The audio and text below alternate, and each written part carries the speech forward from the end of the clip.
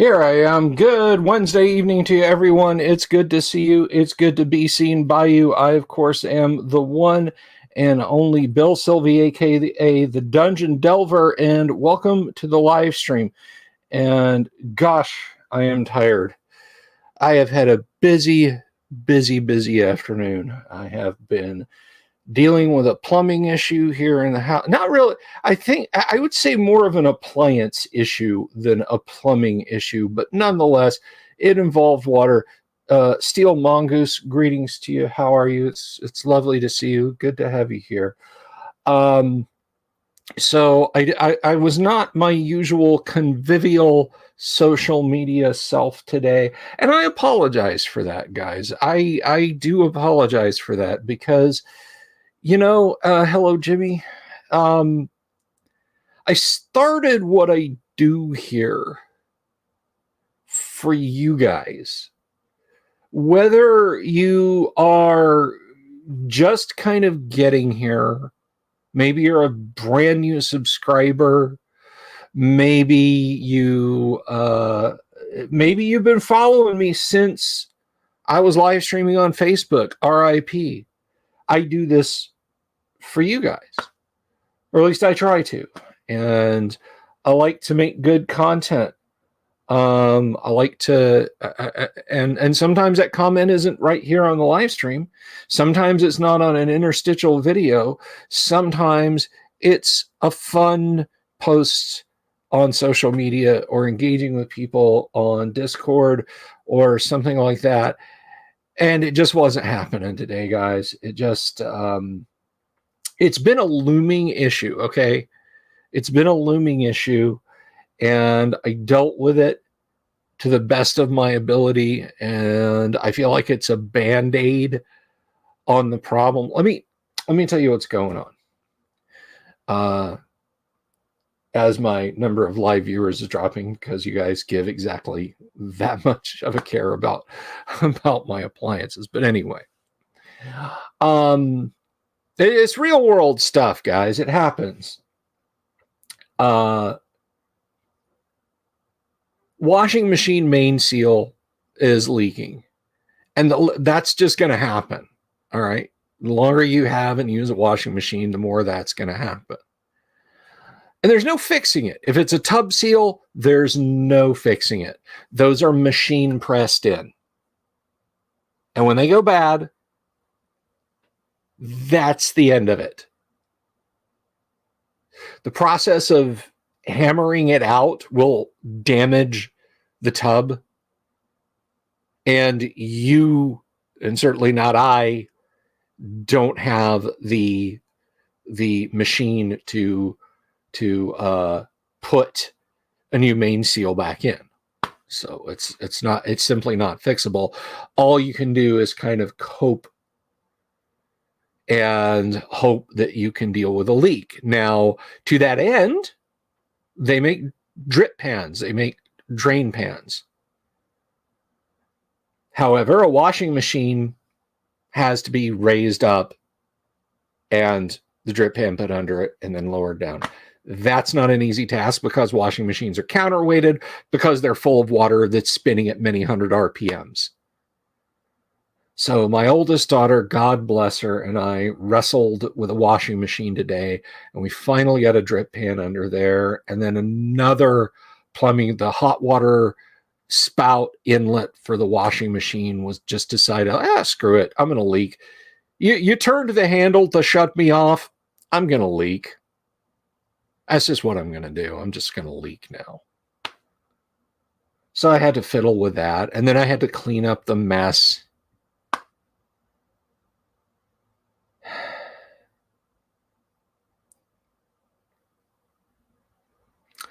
But anyway, so actually it would be cleric, Jimmy. Cleric is what I'd want. But anyway, so yeah, I dealt with it this afternoon, and I ran like 4 or 5 errands today on top of it.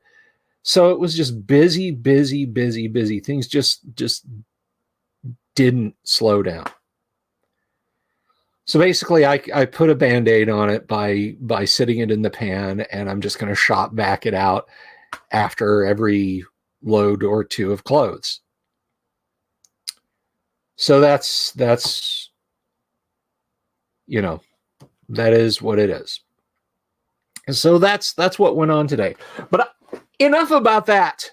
Enough. You know what went on last night? If you have recently subscribed, and by the way, if you're just stopping by, if you haven't subscribed, click the subscribe button, click the bell icon for notifications about further live streams, interstitial videos, YouTube shorts, interviews. We've got one coming up tomorrow, Laura M. Daniel. I'm going to talk about that in just a minute. We've got all kinds of fun stuff. So please click the subscribe button and the bell icon for notifications if you have already done that.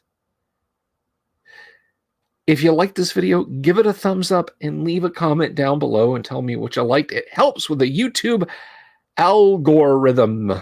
You are hearing me talk. But anyway, so, and I would point out to you that this stream is brought to you by our friends at Hellebarde Games. Hellebarde makes the kind of adventures they'd like to play. Whether it's for the OSR or 5th edition, Old School is in play at the table with Hellebarde Games, and you can check them out on DriveThruRPG or on their website, hellebardegames.com. Good evening, Greg Myers. Good to see you. So, yes, last night,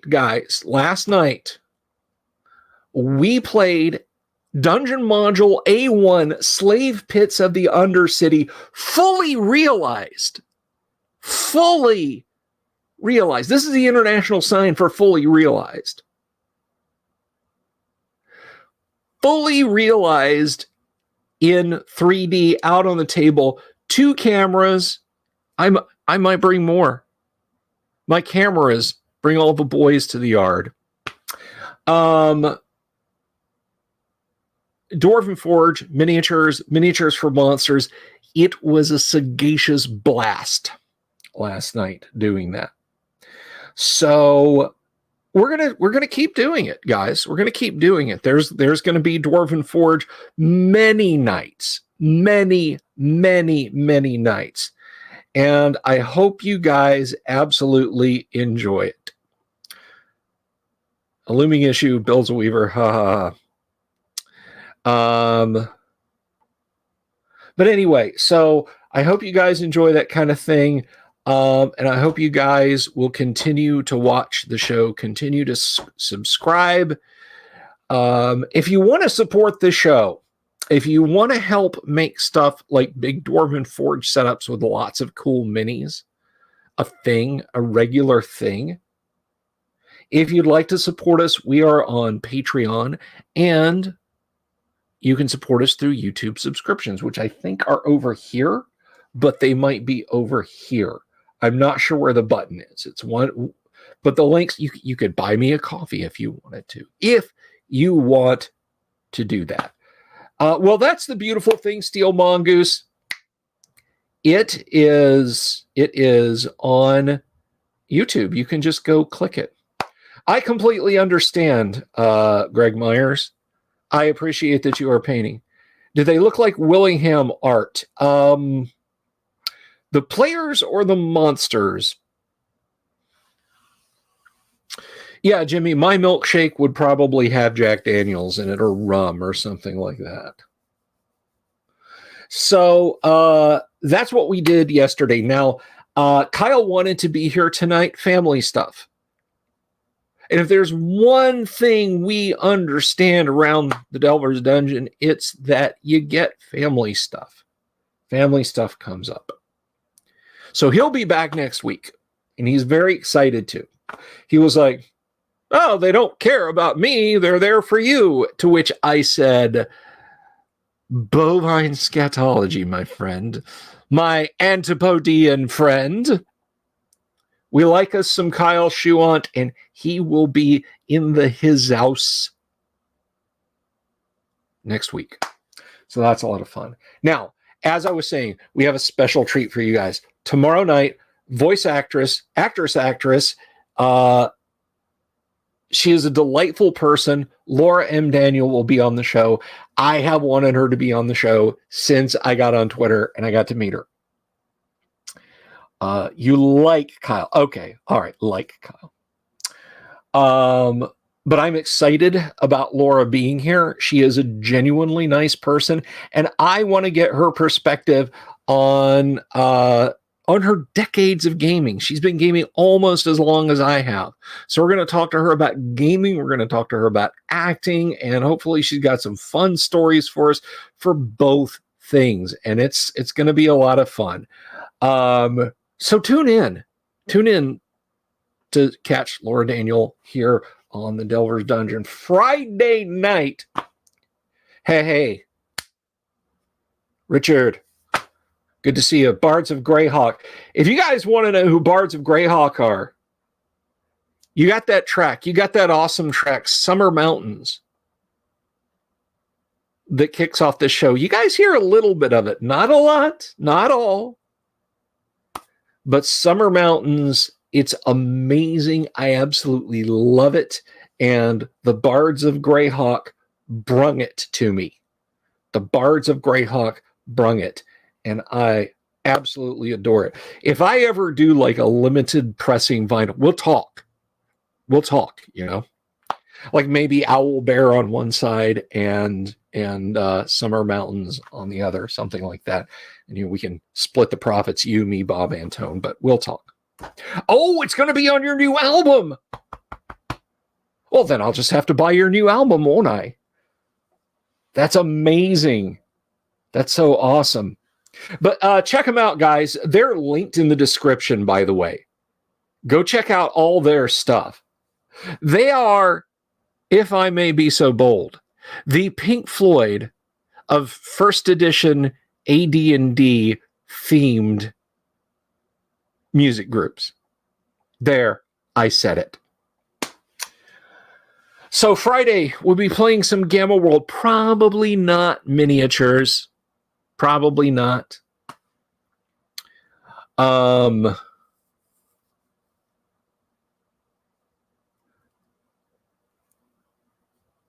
But yes, there will be ample chances to see miniatures out on the table with coming episodes. So there was something else I was. Oh yeah. So, I want to. This ties in closely to Thursday, and I think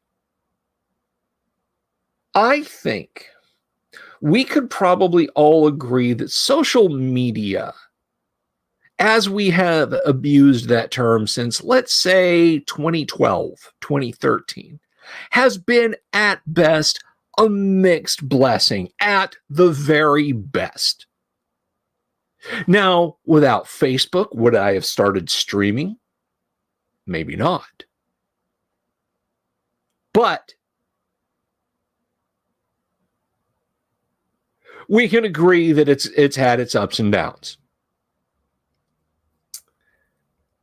But there's something that, like, I never thought I'd say this. Like 3-4 years ago, I was very much in a mode of EMP Twitter's headquarters and shred their backups. But I got on Twitter. And I have found that through assiduous cultivation for tabletop RPG discussion, it is actually a very cool place. Robert, I worked at Musicland, not a record store, not a music store.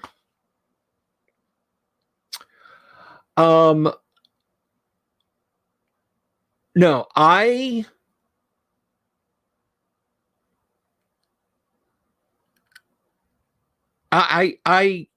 have just to talking to people, but I see some crap come up about current events and I go past it as fast as I can and I don't click on it.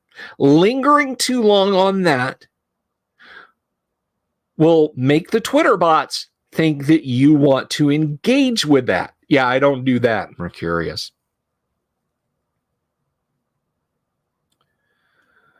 I don't click on those links.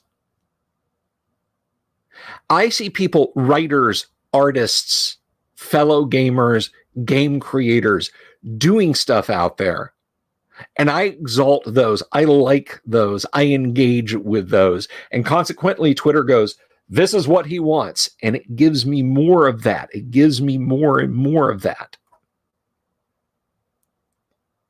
And I love that. That is how I got to know Laura Daniel. That is how I got to know Ryan David and the Nerdcognito folks. T-shirted his story, and I found out more about his stuff than I did from engaging here on YouTube. And it just goes on and on and on. Elven Maiden Inn. There are so Feifel the Twit. Just so many. That's Savo Kessling, by the way, who pops up in the chat sometimes and does a great webcomic called Feifel. Well, I hope he's turning it into a webcomic. I hope Savo is turning it into a webcomic. And today, I don't smoke, Jimmy. No, thank you. No, thank you. I appreciate it.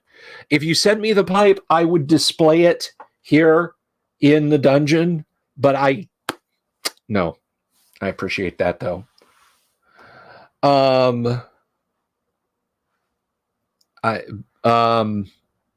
T-shirted is a very nice guy. But today, as I ran around and I was taking breathers and so on and etc. This started a few days ago. I want to say Sunday, maybe Saturday. Somebody shared a link and they said, quote the last thing that you quote the last words of the last thing that you wrote. No cheating. And I shared something from just a little dismal,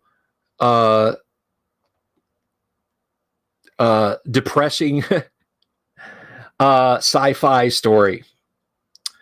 Would I smoke a bubble pipe? I didn't get it. It'd get all over the gear. Some of it might land on a miniature and it gets soap residue on it.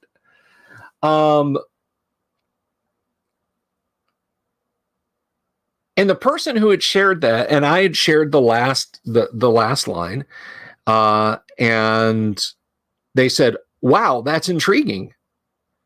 And that person's a writer. And I was flattered. So I said, would you like to read the whole thing? And they said, oh, absolutely. So I sent it to them in a private message. They came back and they liked it. I shared another one. They liked that one. And we just had a really good just interaction back and forth. And I want to thank them. I want to thank them from the bottom of my heart because there is a little bit of prose. You guys will never read it. I don't really want to share it. But I write it for me and I want it to look good, you know? So I said, hey, which of these paragraphs works better? And she being a writer gave me they being a writer gave me some good feedback. And as awful as we tend to think that social media is sometimes, guys, and it can be, it's stuff like that. I'm not Twitter addicted. I don't doom scroll. It's just that, yeah, you do meet decent people. And there is something to be said about the outreach interface. You would never walk up to somebody on the sidewalk and say, quote me the last line of the last thing that you wrote. No cheating.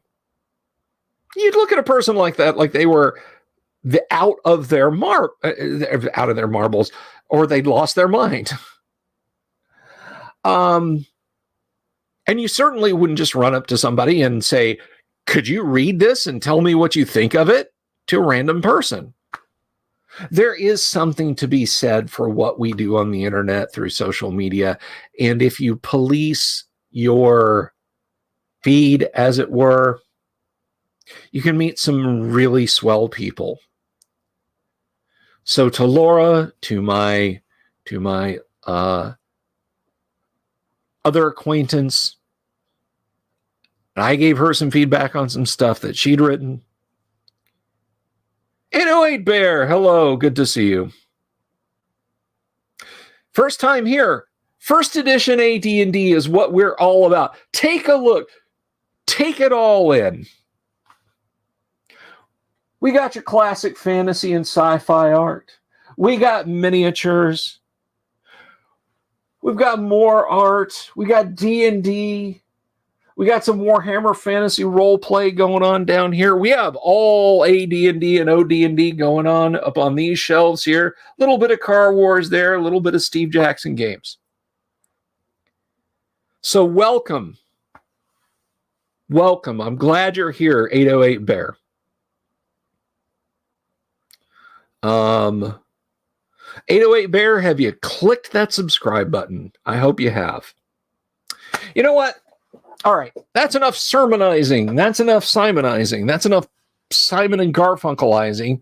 Let's take a gander and have a look at L1, The Secret of Bone Hill.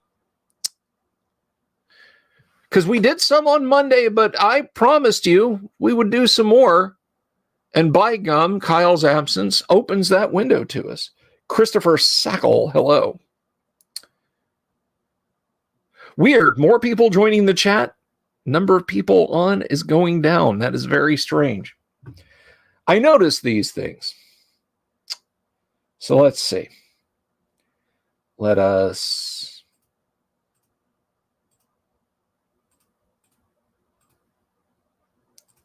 And here we go.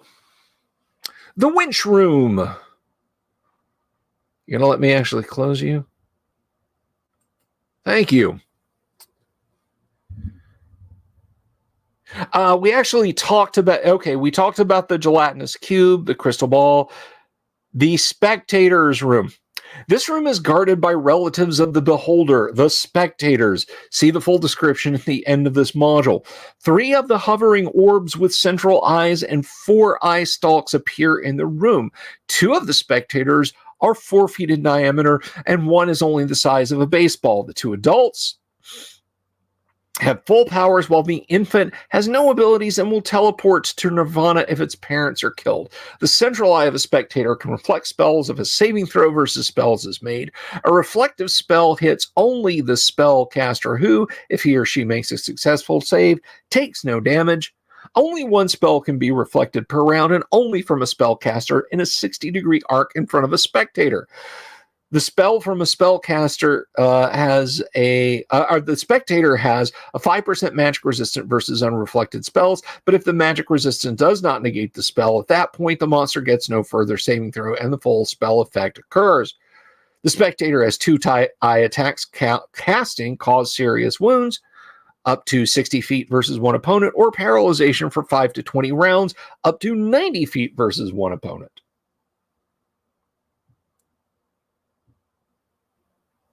Where'd it go? There we are. Okay. The spectator can also communicate with telepathy when it stares at an individual with its 3rd eye. It will try to implant a suggestion to leave in peace if the character is hostile. No other suggestion will be attempted. Its 4th small eye can create food and water and is used only for preservation. If blinded totally, it will teleport away. If its particular magic treasure is stolen or destroyed, it will also teleport away. The spectators are guarding a librum of gainful conjuration. Holy cats. Okay, I've mentioned this before. I have mentioned this before. This module, remember, this is for 2nd to 4th level. There's a librum of gainful conjuration in here. That's kiss your low-level magic user goodbye. They're guarding the librum. They have other treasure not part of their charge. These additional things can be taken by any amiable party that doesn't attack first and ask questions later. These items are as follows: 11 platinum, 22 gold, 17 EP, 44 silver, and a longsword +1 that detects magic 1 round per turn. It's aligned for lawfulness with an ego of 2 and an intelligence of 12 and has empathetic abilities. There's also a scroll of 2 spells, Commune and Cure Critical Wounds. Right? Big money prizes, no whammies. I mean, good Lord, guys. Although, given the amount of monsters and how tough they are in this dungeon, I hesitate to call that Monty Hall. Okay, so both doors of this corridor, the corridor, are locked and iron reinforced as per room BF. A large section of the corridor has begun to crumble. This is not dangerous. I try to tell my wife about the same thing about honeydews all over the house. It don't work. George Laconia, good evening. I am sorry that you lost your game. Pull up a chair, my friend. Sit down. There are beers in the fridge. There are chips in the pantry. Join us. The secret door to the complex of rooms. Note the secret door to the complex of rooms below. The door is very well made so that casual observation cannot find it. The standard chances to locate secret doors apply if a search is conducted. BI, BJ, BK, the Wraith Lair. How many of you guys watched Night Gallery, the original one with Rod Serling and that creepy theme music? The Wraith Lair. That just seems like an episode. These rooms form the inner sanctum of the Wraith. All 3 rooms have a very minor negative plane existence due to his strong ties to this plane. In life, he was a strong and dreaded warlord, a man of cruel cunning and great evil who mocked the paths of goodness and light, preferring instead the wicked and the dark. At the height of his powers, he struck a bargain with a powerful devil who granted him after death a continued existence in wraith form in exchange for service in life. There are special properties built into these chambers bestowed as a mark of infernal favor.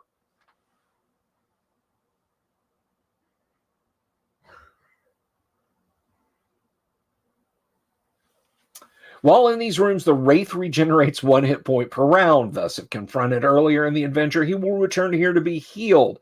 Protection from evil, bless, chant, prayer, and curse will not function in these rooms.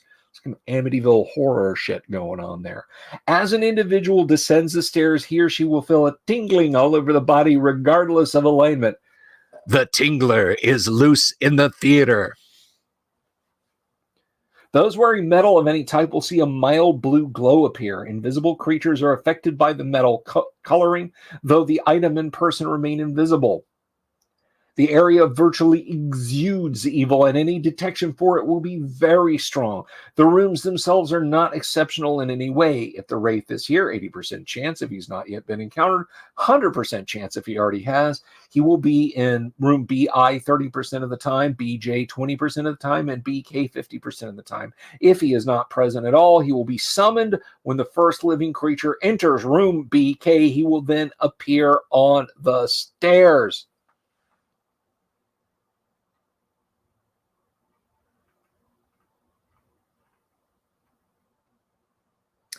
I tell you what, the Night Gallery theme music terrified me.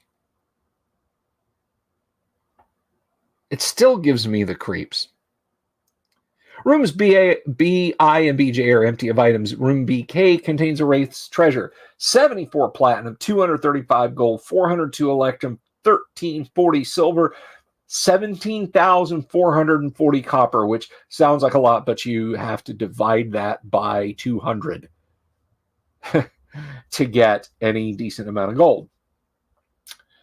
A necklace of black pearls worth 4,000 gold, a battle axe +2, a shield +3, a ring of elemental command air.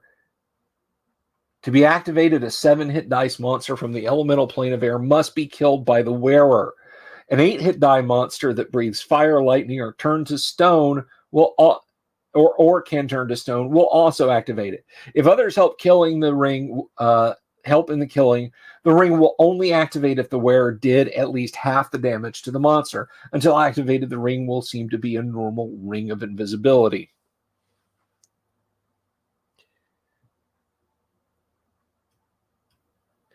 And then we get to the Restonford Castle map.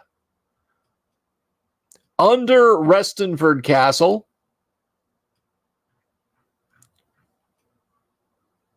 Falco's Tavern. Amadeus, Amadeus. We all did that when we were kids, by the way.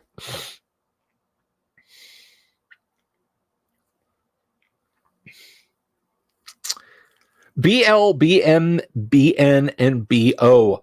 A small band of zombie skeletons and the Skelter and Zombire exist here. The zombies and skeletons are separate from the roster given previously.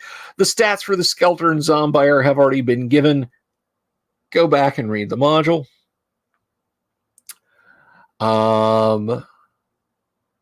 There are 8 skeletons and 6 zombies, and the location is BL, 2 skeletons and 1 zombie, BN, 3 skeletons, 1 zombie, and the Skelter, BN, 1 skeleton and 2 zombies, BO, 2 skeletons, 2 zombies, and the Zombire. Each group of creatures will rush to attack. They'll reinforce the other if separated within 1 to 3 rounds.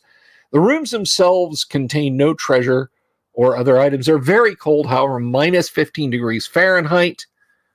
We use freedom units. I don't know what it is in the communist measurement system.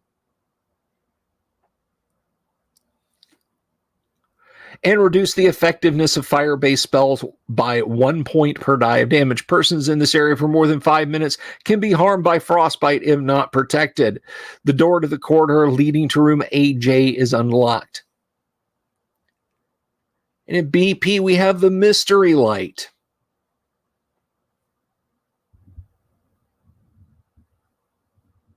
By the way, for my Antipodean friends in the audience, have any of you guys had James Bogues? It is fantastic, and I haven't been able to find it since my first and last 6-pack almost 30 years ago. You want to talk about a crispy, thirst-quenching lager? Bogues is amazing.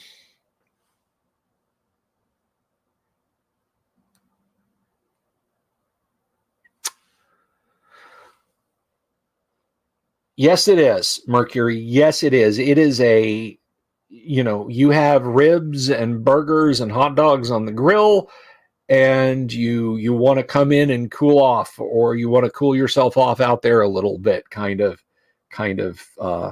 stuff. When the door is unlocked, opened by a knock or broken, there will be no rush of air between the rooms. Instead, Mike, it is New Zealand. It is New Zealand. At least I think it's New Zealand. Instead, a soft light will grow in intensity until it equals full daylight radiance. Undead will not enter the room. Upon crossing the threshold, the temperature will increase dramatically to 65 degrees Fahrenheit. And the air will be fresh and slightly scented of orange blossoms. Guys, it teleports you to Florida. A Florida winter day. Immediately, characters must make a saving throw versus magic at -3 from a charm person spell. Characters who fail will go to the door to BQ, open it, walk right in. Charmed characters will say nothing at all, performing only that action. Room BP contains no items. The walls are dry. The charming effect occurs only when the threshold is crossed. Those who are uncharmed will shiver as the spell rebounds from them, but will have no recollection of what has just occurred, nor will they recall where the charmed characters have gone.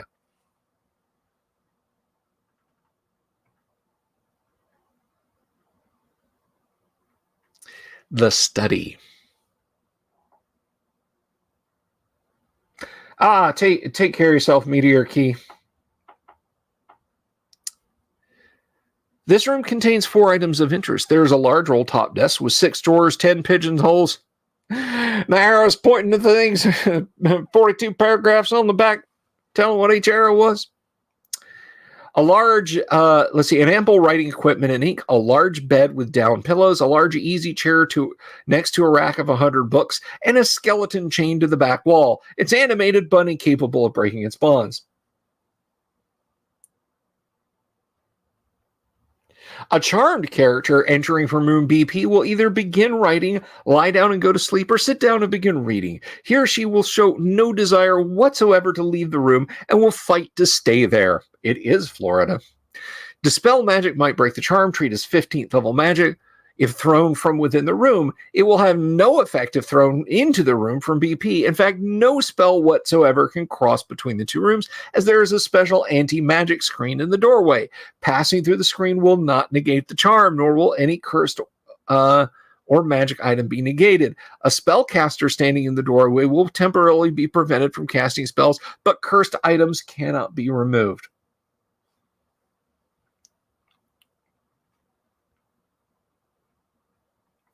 Now, I'm going to say this about Vegemite, Jimmy.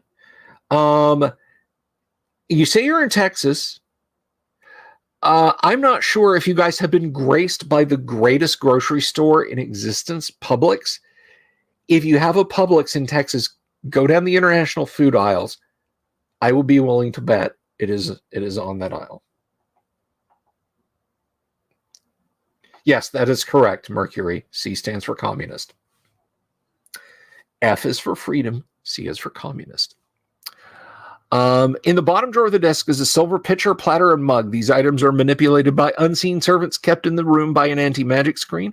They have been made powerless to approach within 5 feet of the chained skeleton. Upon command, the pitcher will fill with ice-cold water, herbal tea, or wine.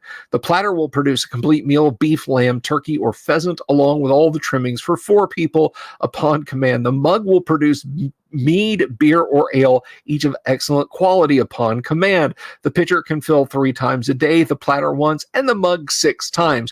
Each must be clean and empty to function. The XP value for each is 200.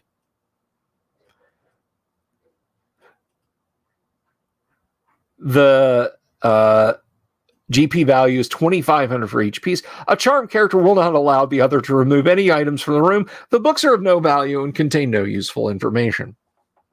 The skeleton is the remains of a lawful good 15th level magic user who once came to this ruin to do battle with the evil creatures within. His attempt, though valiant, was not wholly successful, and he's now kept here in prison, not wholly alive, yet not wholly dead, and this torture has gnawed at his spirit for centuries. Like the Skelter, his skeleton has a tongue and eyes. He also shares the immunities of the Skelter, but a detect evil or no alignment will show that he is not evil and is, in fact, lawful good. If he's destroyed, he will simply reform in 24 hours, even if his bones are powdered.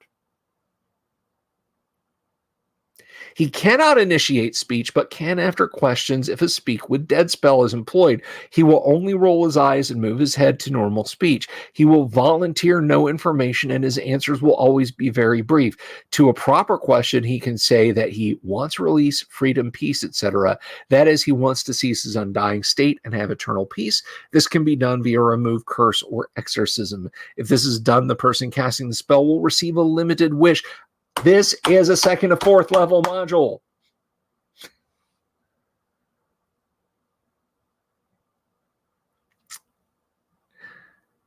from the magic user's deity at once. The person granted the wish may not consult with anyone, for the statement to name the wish will be placed directly in the recipient's head via telepathy.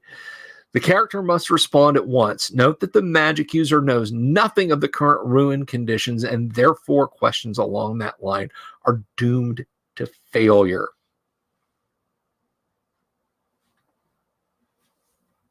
Wow. What an encounter. What an encounter. Now, I'm going to say something, guys. I'm going to put something forth here. I am of the opinion, I didn't really think about it much back then, but with our Dark Tower Let's Read not that far in the rearview mirror,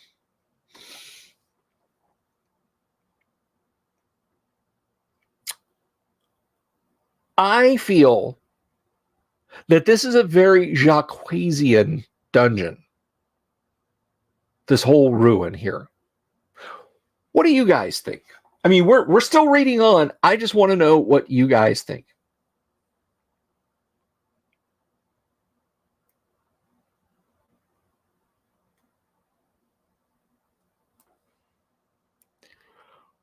So the town of Restonford.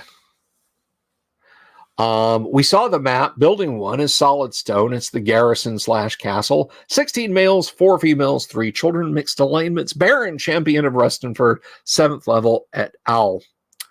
2 is the frame and stone store. There's the Fletcher that lives here. Male elf, chaotic good, 2nd level fighter. Frame/store. Fine food and drink, 1 male, 1 female, 2 children, chaotic good, conjurer, and evoker. Anchovies are fine. You know what? Everybody makes such a deal about anchovies. We had, this is way back in high school now. We had bring seafood to school for our marine biology class. And my mom made today you'd call them sliders, but they were biscuits with a little fried salmon patty in.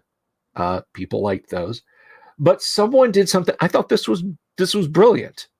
They ordered like 3 Domino's pizzas with anchovies. I tried it. It was fine. It was fine. Good night, Mark.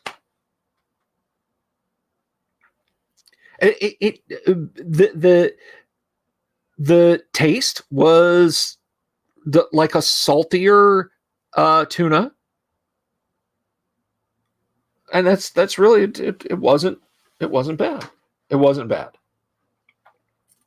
Of course, that may be because when I was a toddler, my father, God rest my father's soul, my mother found this out and she was horrified. When I was a toddler, apparently one evening, my father was sitting there eating sardines out of a tin, sardines in mustard, out of a tin, putting them on Ritz crackers with his pocket knife. And I came over and I grabbed his leg and shook them and went, ah.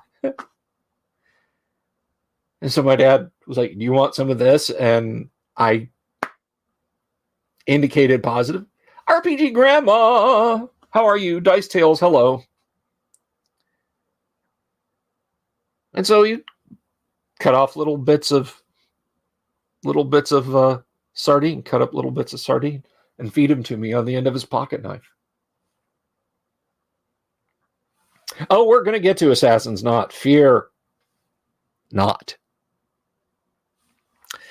So anyway, we have a distillery. First, a 1-man neutral, 1st level druid.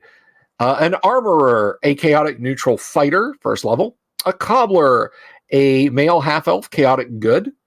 A smith, chaotic neutral, 2nd level thief, yow.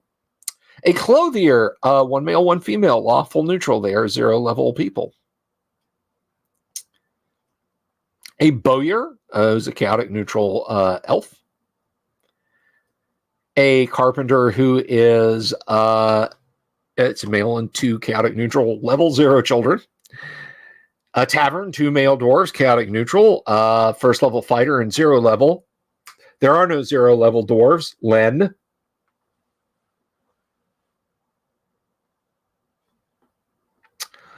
Let's see. There's a mill with, I presumably husband and wife, 0 level chaotic neutrals.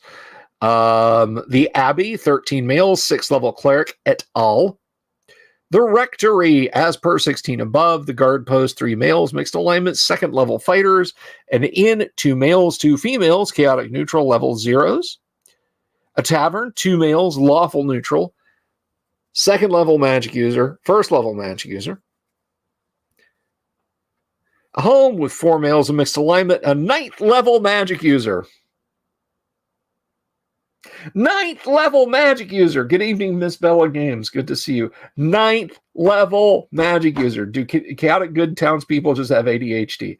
I don't know, but one of the most adorable stories I ever heard was, so if you get an animal that is being raised to be a service animal, sometimes they learn the skills, but not the dedication. They just don't take to it.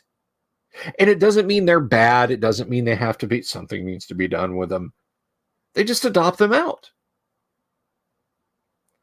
And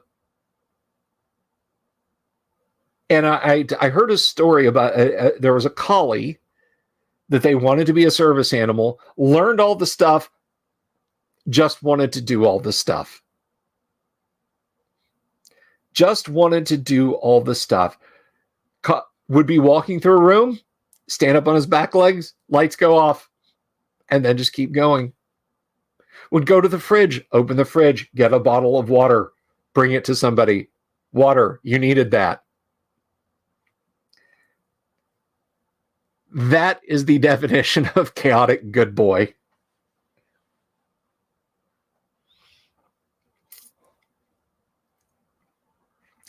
Anyway, house with a male chaotic neutral 4th level fighter. A warehouse, no occupant, but a male guard, a 4th level fighter. Well, yeah, he is. A home with a male warehouse guard. A fish dealer. Does he sell anchovies in mustard? I would deem that he does. A husband and wife and 3 kids. They're chaotic neutral. A home with a lawful neutral level 0 widow. A fresh food mart there with a woman, 3 daughters, chaotic neutral. Uh-oh. A bait shop. 1 male, neutral, evil, 3rd level illusionist. A lawful good male cleric in a house. A burnt down former guard post, giant rats, and a minor undead. Just, yeah, it's just there in the village. You know how it is. Oh, we're going to find out, Daniel, aren't we?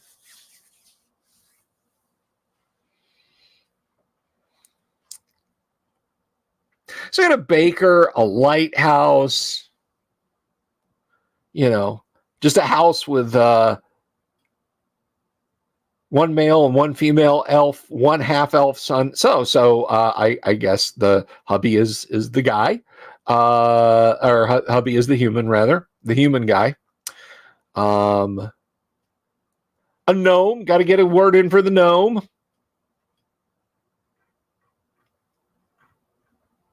And then we have some guard posts, and they're outfitted there, as you can see. Fishermen's huts. Condition of the huts, the number of adults, males and females, and the number of children. Farmers' cottages, likewise. Notes for the DM. Altogether, there are 315 occupants of the town, most of which are human. Virtually every able-bodied adult or male boy over 13 is enrolled in the militia. People not in the militia, including young children, have poor morale, -3, and will seldom fight even if backed into a corner. Any such individual, if he or she does overcome initial fright, will grab weapons at hand. Damage caused by these hand weapons is as follows. Farmer's pitchfork 1 to 6, a knife 1 to 3, a bottle 1 to 3. Armored or helmeted persons take only 1 point. Broken bottle, 1 to 4, 35% likely to harm the wielder if breaking, and can be used against non-metal armor or the face if not protected. See, wearing helmets is important.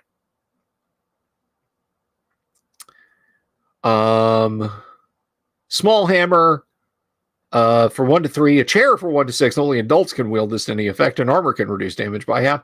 And all blunt instruments 1 to 3. Restenford is meant to be a safe harbor and/or base of operations to a party. This does not mean that adventure there is impossible. Far from it. However, as a DM, you should try to make this purpose clear without having to blurt it out in as many words. The details of the castle and the abbey are given, but not the exact information therein, and the map of the castle are not likely to be necessary until AD&D Module L2.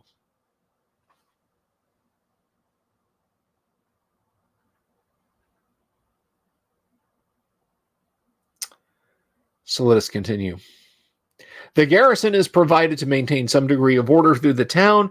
As you will note, the town is mostly chaotic neutral in nature. Chaotic neutral does not equate with brawling, meleeing spells in the streets, and open mayhem. Be sure you are clear on the meaning of this alignment and that your players understand it as well. In many of the locations of town, there will be a chance to pick up information. Thus, you will have to know what the non-player characters know about the town itself.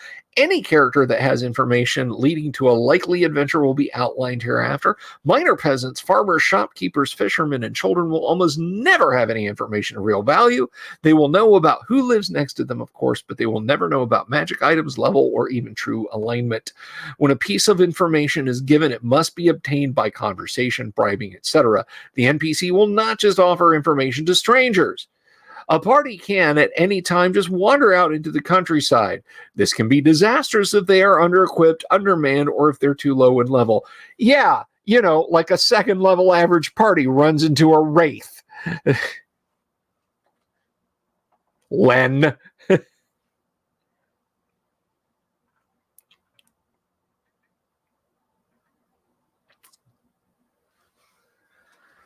So here we have the encounter key for the town.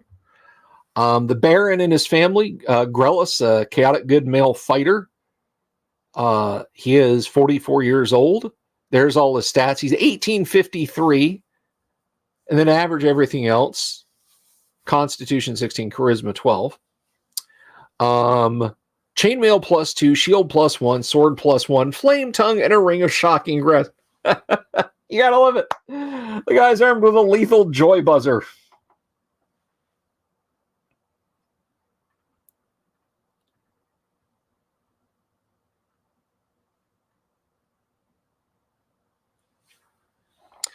And his wife. The wife of Grellis. Fairwind, she's a female cleric. A ring of protection +2 and carries a wand of magic missiles. 12 charges, 2 to 8 platinum, and 0 to 9 gold pieces. She can use the following spells: Detect Evil, Detect Magic, and Chant. Andrella, female magic user. She's lawful neutral. Now, we're not given many more stats on her, but she carries a dagger +2 to 40 gold and 2 to 40 electrum. In her book are the following spells: Light, Protection, enlarge light, protection from evil, read magic, mend, shield, shocking grasp, and sleep. She's the daughter of Grellis and Fairwind.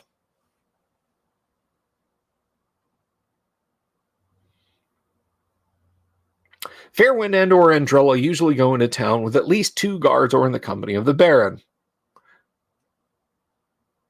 Both are a bit haughty, and encounter with them is unlikely. They will not go to a tavern or an inn.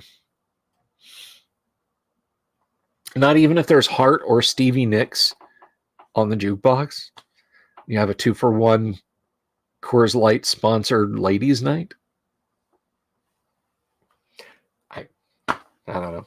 Sorry. Just having fun. The guards are Gelpus, a male fighter, Relkin, a male fighter.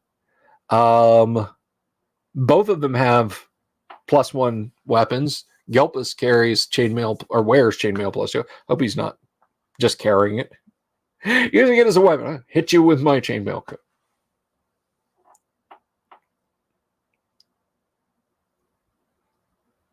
Atmospheric River sounds like a band that was signed to the Windham Hill New Age music company back in the late 80s, early 90s. You know, catch them on a radio station out in San Fran. That was Spiritual Hailstorm by Atmospheric River. We're going to be playing the new John Tesh extended CD for you this evening. But first, of course, we have to pay the bills. So here's a word from our sponsor. Thank you, Mercury. Thank you. Let's see. Ashford's a male fighter. Nothing of note about him or Marcus.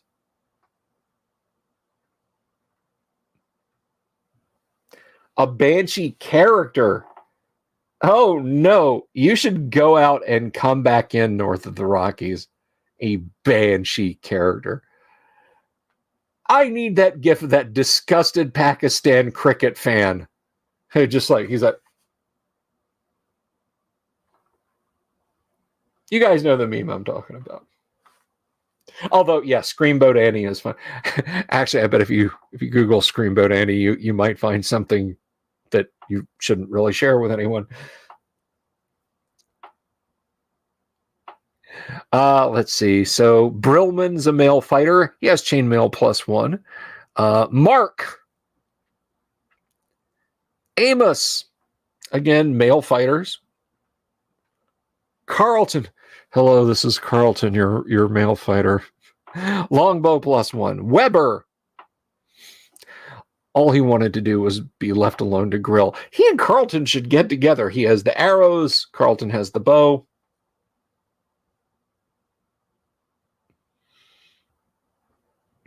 Frank. So, like, Len just kind of did a typo. I don't have time to stop. I got 3 more modules to write. Frank. He wears chainmail and carries a long sword. He does +1 to damage due to his strength. Willy, come here. You're in the module. He's a male elf fighter magic user. Has leather armor +1, a long sword, and a long bow. 51 gold. His spell book is at the guardhouse, 18, and has the spells read magic and sleep in it. He memorizes a sleep spell as a matter of course. Sleep. No, he's in the militia. Dice Tales. Kelso, the servant. Burn! He carries no weapons or treasure. He works in the scullery. George, all these guys are in the scullery except for Gebbies, who is a butler. A butler, sir. I buttle.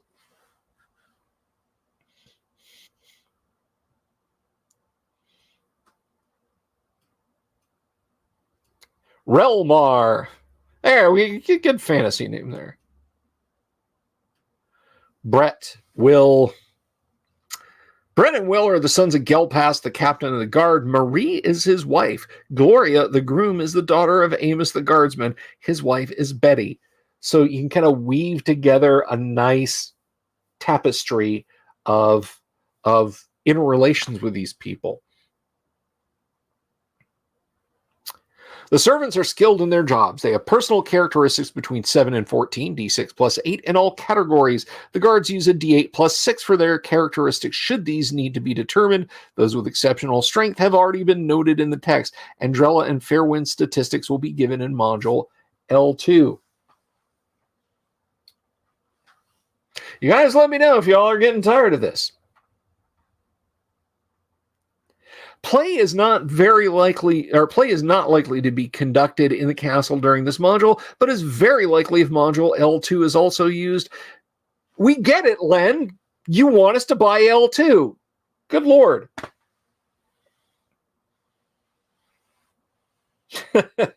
Marcus to a super mutant.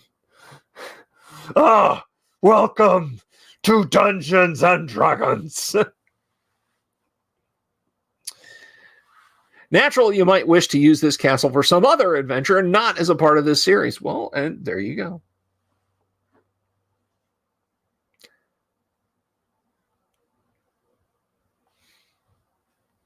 There is, just like in Fallout 3, you can get a super mutant companion in Fallout 4.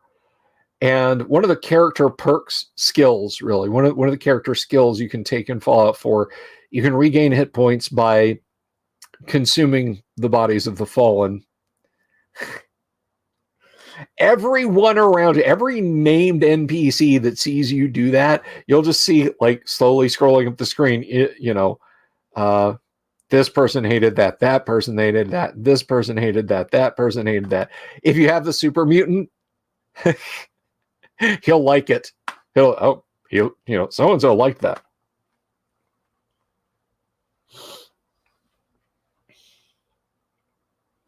Very true, Orbital. Thank you for that note. Len did make the modules from his own campaign. And then we have the garrison location chart that shows us where everyone might be hanging out at day or night. That is very DM's shorthand.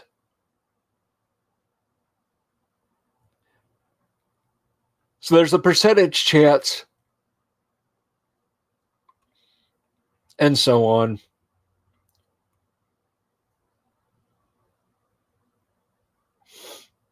Piper hated that. Yeah.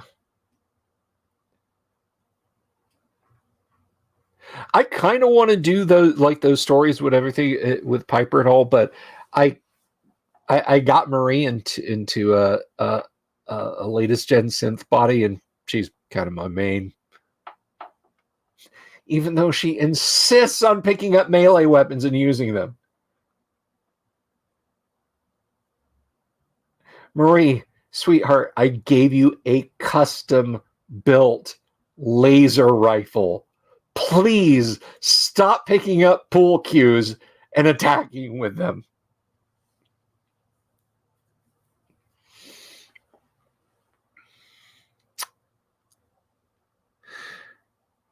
So the gateway has a drawbridge and portcullis, the machinery to operate this, and the gate houses the walkway.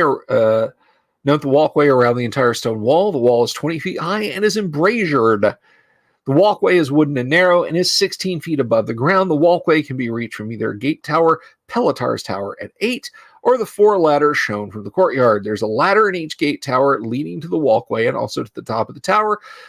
The doors are in the tower, both at ground level and at the walkway, and neither are barred nor locked. So this is good tower. This is good tower stuff. This is good castle stuff. But let's talk about Pelotar's Tower. Let's skip ahead a little bit and talk about Pelotar's Tower. And we're going to go for a while, guys. So fear not. This is the Tower of Pelotar the Sorcerer. Pelotar's statistics, etc., are under the location 21. He has a deed to the tower and an agreement of entry even if the Baron were to die. The doors at the top of the tower, walkway level, and ground level are all wizard locked and have complex locks that reduce the thieves' lockpicking ability by 35%. The trap door from the top of the tower has explosive... We get it, Len. He doesn't want people in.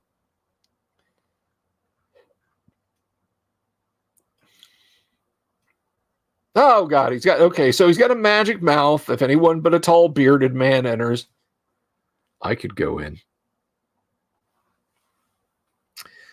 The door is fire trapped. The room's guardians are 4 skeletons animated by Pelotar to guard the room. I hope it's no one that lived in town knew.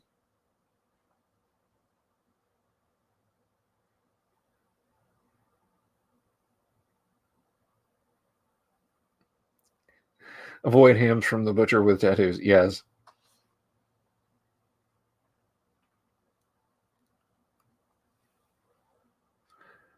The walkway's fire trap. There's a magic mouth as 8A. The trap door from above is iron reinforced and barred 50% of the time.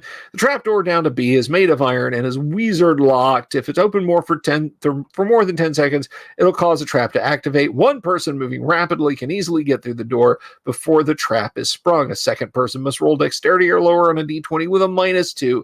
A third save versus dexterity with no penalties or modifiers. A fourth save versus dexterity at +3 on the roll. And a fifth person will not succeed at all.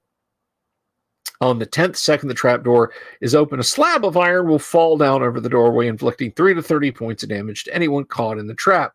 In addition, a weak character will be unable to move the slab to gain entry. Inside the room is Pelatar's lab. It contains a duplicate magic user's book. See location 21 for spells. Hidden in a secret place in the ceiling, he levitates with his boots to get it. Note that an elf cannot see the secret door in mere torchlight or its equivalent. A light spell or actually being on the ceiling is required to spot it. There's a crystal ball of clairaudience resting on a small pedestal. The ball is trapped, so if removing a packet of dust of sneezing and choking, say versus poison or die, will explode in a 10-foot radius. The thief might detect the trap and attempt to remove it in the normal manner. Beneath the packet under secret compartment are 4 large rubies, 800, 900, 1200, and 1500.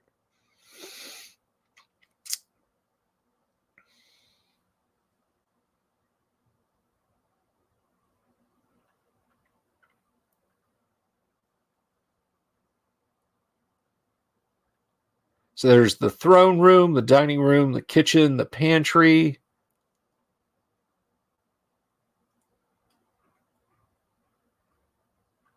Guard post, Gelpus room, the private quarters of Gelpus, captain of the guard. He's got some nice statuary there. Art value of 30 gold pieces each. They weigh 15 pounds each.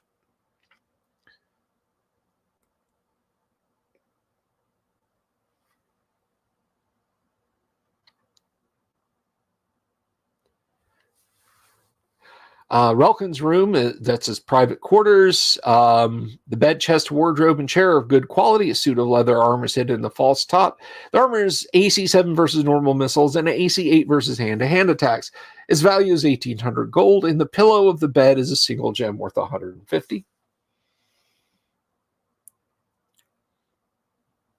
17 and 18 are the guest rooms. These rooms are for visitors and guests. They each contain the following: a large double bed, a table, and 4 chairs, a 4-drawer chest, a footlocker type chest under the bed, a mirror on the wall, and a large flambeau for 3 candles made of silver and valued at 85 gold. You have the scullion's room, the servant's room.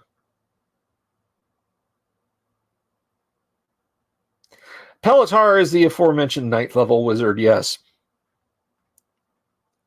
You have the quarters of Andrella. It's quite lavishly appointed and decorated. A small ivory statue of a woman picking flowers worth 150 gold. A silver candlestick worth 100. A painting of a woodland scene valued at 120. And a set of silver combs and brushes valued at 250. The bed is covered in silk. Additional silk bed clothes valued at 120 are in the bottom drawer of a 6-drawer dresser.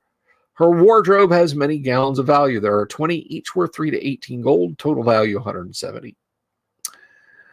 In a false bottom of the top drawer is a silver and jade necklace worth 800 with matching earrings valued at 100. Lesser items of jewelry valued at 100 GP total can be found in the 3rd drawer. Her spell book is in a small secret chamber in the floor beneath a wall-to-wall rug.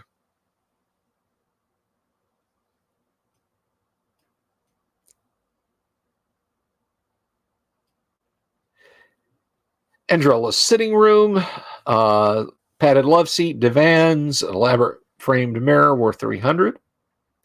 Fairwind, expensive and tasteful. A padded chair, a silk-covered bed, a carved dressing table with mirror, and an upright wardrobe. Silk is worth 200, her wardrobe's 400, and her minor jewelry 300. She has a scroll of cure disease in the bottom of the chest.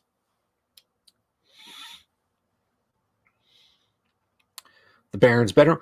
Why does the Baron have quarters away from his wife?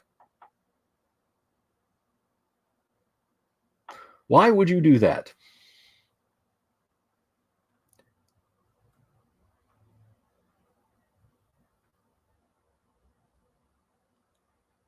There's his study. It's his private study. He and his wife know of the secret door to the chambers below, but Andrella does not. The secret door is covered by a carpet.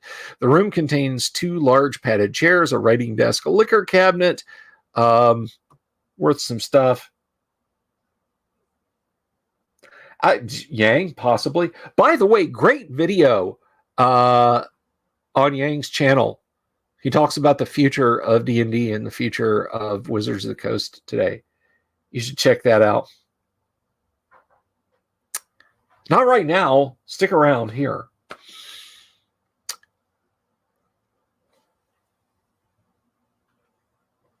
The lower level of the Baron's castle, only he knows the location of the family treasure and how it's guarded.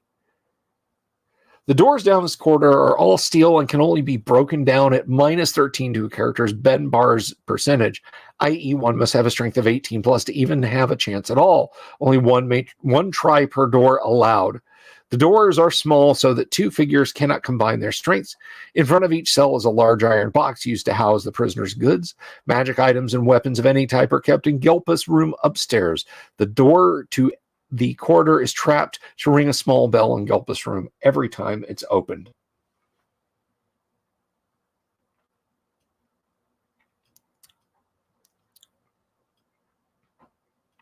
These are jails. Nothing in either room could be used as an effective battering ram. There are cots, 2 chairs, a table, and a large bucket in each cell. The Baron never mistreats prisoners, but he will use shackles if necessary, plus binding and gagging. Hey now. Oh my. And my voice is starting to go, guys. We're going to go to the bottom of the hour, and then we're going to wrap up there. The east corridor, this passageway leads to the outside. The trap door outside the castle cannot be opened by anything except a knock spell or by physical strength. The lock is on the inside and cannot be reached from the outside. The handle on the outside, hidden in soft dirt, is weak and will break before the lock and bar holding the trapdoor shut break. An axe, hammer, or crowbar, all very noisy devices, must be used at physical strength at the bend bar's percentage is used to force the trapdoor open from the outside. Remember that a single knock spell will not release both the lock and the bar. BS, Len. From outside, treat the trapdoor as a concealed door.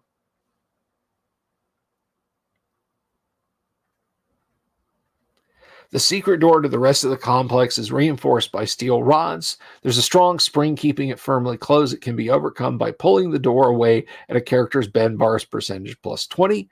The spring can be bypassed for 15 seconds only if the trip mechanism is depressed. It is behind a secret door in a compartment behind the ladder, 2 feet high. The ladder is anchored to the wall of the chimney from the Baron's room. This means bypassing the spring will only work once in a 24-hour period, so it must be depressed, and the persons wishing to enter the rest of the complex must rush in without delay. In the time allowed, 3 to 6 prepared characters can run in. The last must make a saving throw. If caught in the closing door, a character will suffer 6 to 60 points of damage. Good night, RPG Grandma. Again, guys, this is a 2nd and 4th level module, but I am very much anti-murder hobo.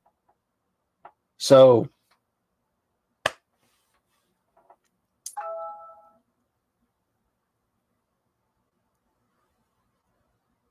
a figure caught in losing more than 20 hit points of damage, regardless of total hit points, and even if killed by the trap, will lose a limb to the door. The chances are 60% for an arm and 40% for a leg.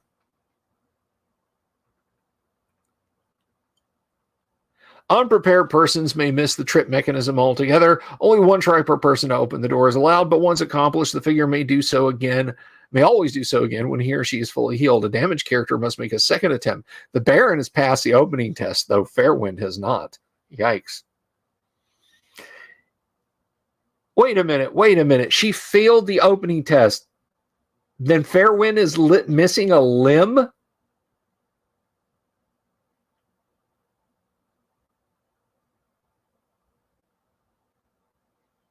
Well, Jimmy, that's just wrong. Yang has a channel. Yang has a great channel.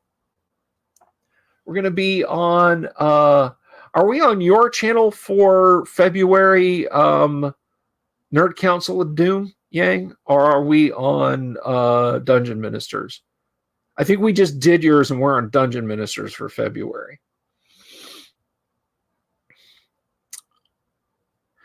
The secret corridor hidden below the floor behind a secret door. Yes, Dungeon Minister, that's what I thought.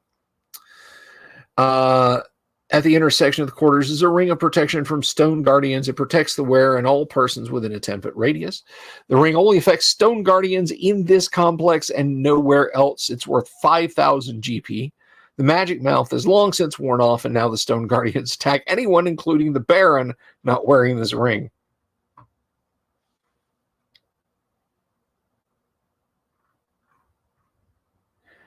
And we have the Guardian's room.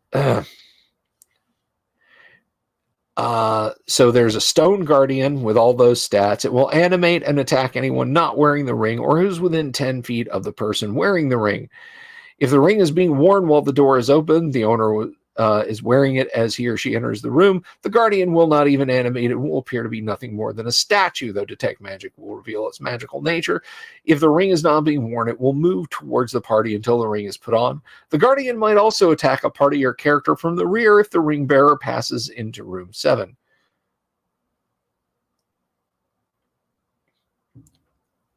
And guys, I'm gonna have to step it up. I'm gonna wrap it up after this page. My throat is killing me all of a sudden. The protection of the ring is negated forever if the ring wearer or anyone in the protective aura of the ring physically attacks the stone guardian, whether it's animated or not. The room itself contains nothing but the guardian.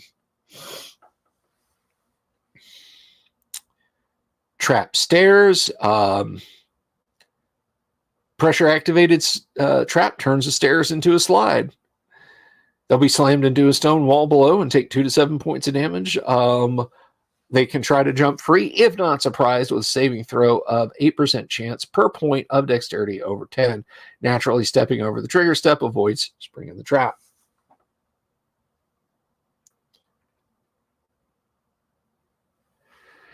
The treasure room. Let's talk about the treasure. 11 feet up behind an illusory ceiling is a loft containing 1,200 gold, 27,300 silver, and 20 gems. 20 times 50, 3 times 100, 3 times 250, 500, and 2,000. Now, you might be of the mindset to take those as base values and recalculate and perhaps wind up with an exploding gem or two. I don't mean boom, it goes off like a grenade. I mean, it starts out as 50 gold pieces, you get successively higher rolls, and when you stop rolling, it's like a 4 million gold piece gem. I'll leave that up to each DM's discretion.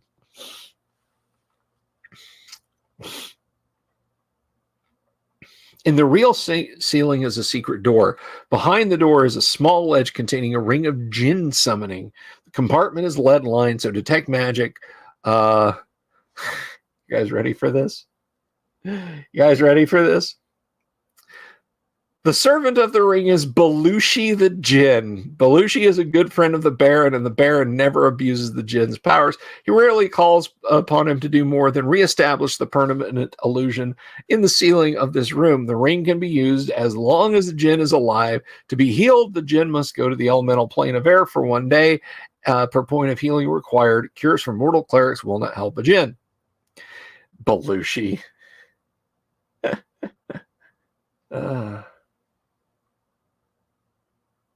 Yeah, is it John Belushi?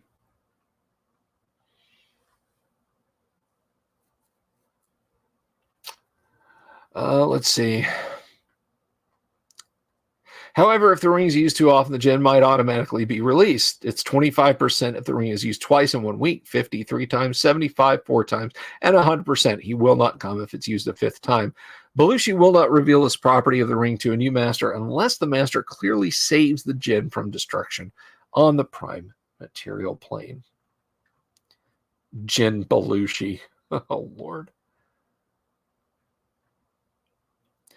The Corridor Sentry, Stone Guardian, as Area 10, and a Deserted Chamber in Area 10.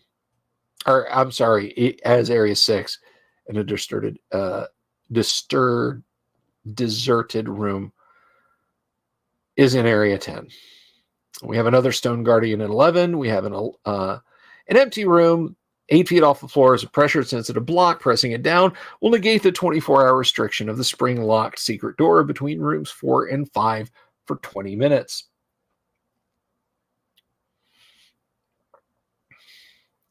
At the end of the corridor, 13 is a small obelisk 4 feet high. On the east side is a small secret door. Beyond this secret door is a small compartment containing a dumpt. It's enchanted so that it will charm any who see it. The saving throw to do this is at -5, and all racial spell or equipment bonuses do not come into play. The charm causes a character to shuffle the deck and pick a card at once. When a single card is selected, the charm is broken, but if the deck is then put away, it will vanish in 10 minutes. Trying to split up the cards will not stop the disappearance. So Len just really wanted somebody to draw off the dumpt. And then we get into Restenford, which we're going to save for the next deep dive. So what do you guys think so far? Huh? L1, pretty bitchin'. I think it feels very Jacquesian. I think it feels very... It's a tough nut. Hey, Mage's Musings. It is a classic. It's a tough nut. But we're gonna dig more into Restenford the next time we get into this module, which will probably be Monday night. In the meantime, tomorrow night, of course, like I said, Laura Daniel will be here. Wonderful lady. I can't wait for Laura to be here. Friday night, we're gonna play some Gamma World. Monday night, we're gonna deep dive, and then we're just gonna start the week again. And I'll have fun stuff and a guest for you next week, guys. So thank you all very much for being here this evening. It was a lot of fun to have you all here. Again, if you haven't, please do click the like and subscribe buttons. It helps out greatly with the algorithm. And with that said, unless you guys have anything else you'd like to bring up, we're going to part. And until then, everybody, be good to each other. I love you all. Keep your eyes peeled for the owl bears. Peace. Have you seen my owl bear?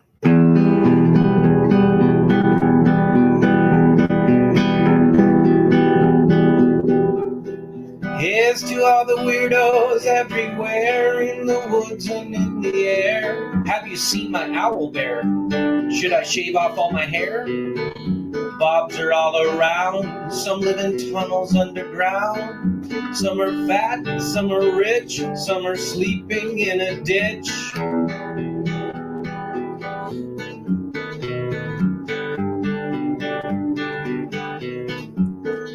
Can you ride a crooked horse without a saddle way off course? Make it as a toad all the way to Smoky Joe's. Have you seen the little creep driving fast in his little green Jeep? He smells like fish and brandy, but his rotten teeth look dandy.